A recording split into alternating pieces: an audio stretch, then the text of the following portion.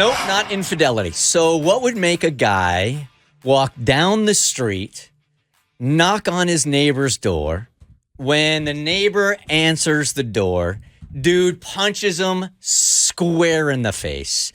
Not one word exchanged, just pow. That was it. Had nothing to do with infidelity whatsoever. Nothing to do with infidelity. No. So, have you ever had one of these where you're talking to somebody and you're catching up after a couple of months and you think you got everything covered, and then right when you get off the phone, they hit you with something so big, you're like, how could we have just talked for 15 minutes? I hate that. And you're bringing this up right now, right? Yep. And I've already reached my okay, I don't even like talking on the phone limit, right? And here we go. But this was a text exchange from a woman I've known for a long time. She lives in Kansas City now. So I'm going to change some of the names and stuff. But here we are catching up, same scenario after about 8 months, right? And I'm just about to say, okay, I got to go pick up my son or whatever. And she hits me with, oh, this is the exact text. I'm going to read the exchange for you. And I've manipulated some of the words and the names. She writes, oh, I almost forgot. Brad punched a neighbor in the face a few weeks ago. What? Okay, Brad is her husband. Lead with that. Yeah, lead with that. That would be considered a lead story. Yes. Like when they do the news, they wouldn't be just like, offhandedly throw that in there. No, like out the gate, lead story. This is what you're Breaking news. getting. And a Yes. few weeks back, Yeah. why didn't you tell me immediately? Yeah, and if we haven't talked in a long time, if you're just checking in to say, hey, sometimes I won't return your text for 2 or 3 days. But if you lead with, hey, Brad punched a neighbor in the face a few weeks ago, you're getting a return text immediately. Bert says, good text.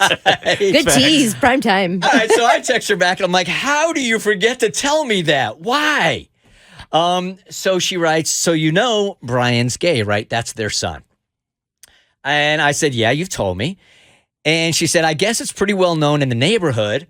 Our neighbor 2 doors down has a son named Cameron.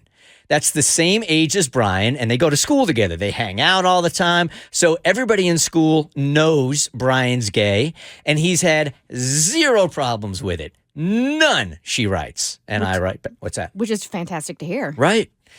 I write back, Kay. She writes, a few weeks ago, Brian's over at Cameron's house, and Cameron's dad calls Brian into his office and starts talking to him about being gay. So I immediately text back, WTF, with a whole bunch of question marks. What did he say? And I wrote, what did he say? Who?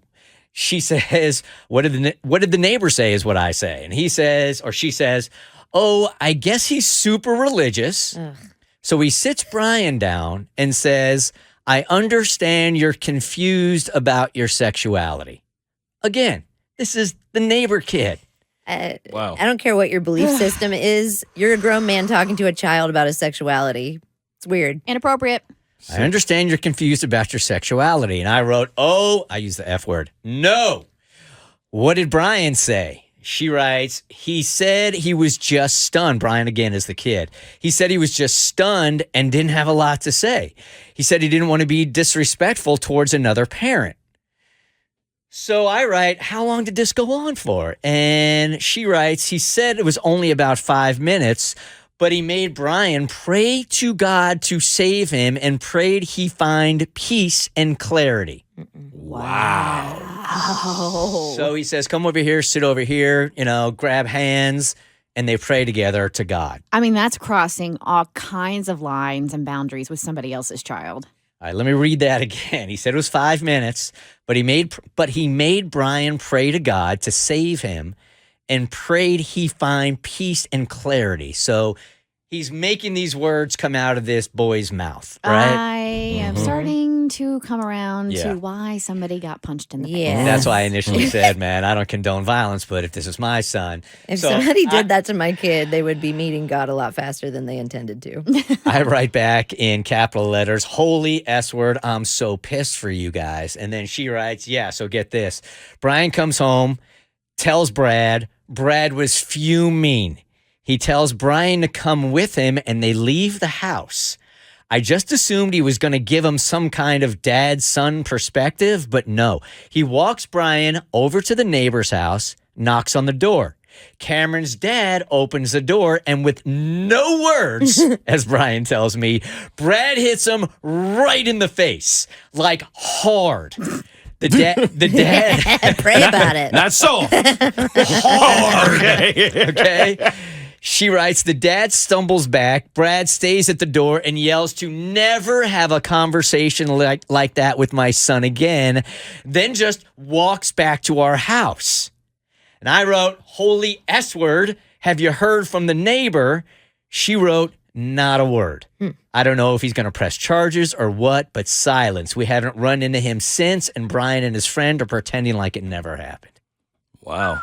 Yeah, I get that one. Yeah? I certainly get. I do think it's funny he took his son with him to go punch him in the face. Yeah. Like he didn't have to do that part. You But gotta I see get me it. do this. I need witnesses. I want you to see this, son. And I don't know what to think. You know, in the heat of a moment like that, who knows? Like maybe I want my son to see that I support him so much that I don't want to come back with a story. I want him to see how I feel about this. I think there's multiple valuable lessons to be learned here.